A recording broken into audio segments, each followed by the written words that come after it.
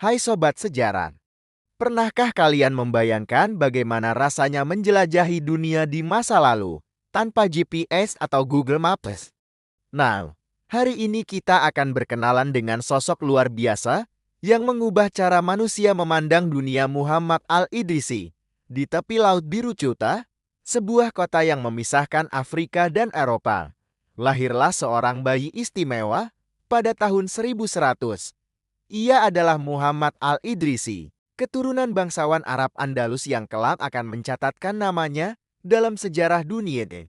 Sejak kecil, Al-Idrisi sudah menunjukkan keistimewaannya. Saat anak-anak lain sibuk bermain, ia lebih suka mengamati langit laut dan mendengarkan cerita para pelaut yang singgah di kotanya. Bayangkan, di usia 10 tahun, ia sudah mahir membaca kitab-kitab geografi kuno dan menggambar peta berdasarkan cerita para pelaut. Rasa ingin tahu Al-Idrisi tak pernah padam.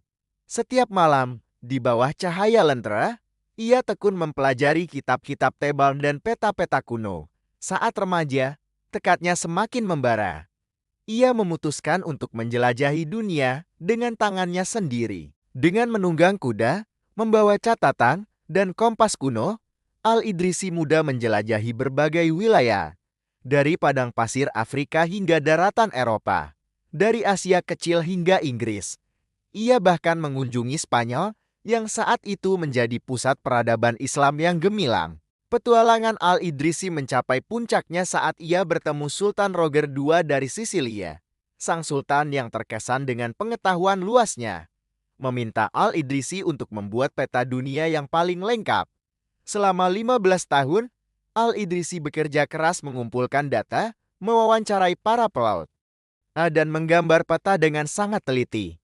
Hasilnya, sebuah mahakarya. Al-Idrisi berhasil menciptakan peta dunia yang diukir di atas lempeng perunggu yang kemudian dikenal sebagai globe.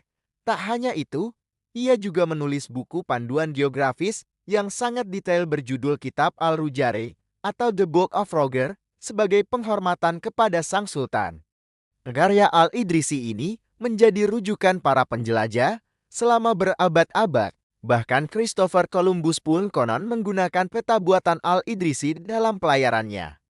Bayangkan, di masa ketika sebagian besar orang mengira bumi itu datar, Al-Idrisi sudah membuktikan bahwa bumi itu bulan. Kisah Al-Idrisi mengajarkan kita bahwa rasa ingin tahu dan kerja keras bisa mengubah dunia. Ia membuktikan bahwa ilmu pengetahuan tak mengenal batas negara, suku, atau agama. Nah, bagaimana menurut kalian kisah Al-Idrisi ini? Tulis pendapat kalian di kolom komentar ya.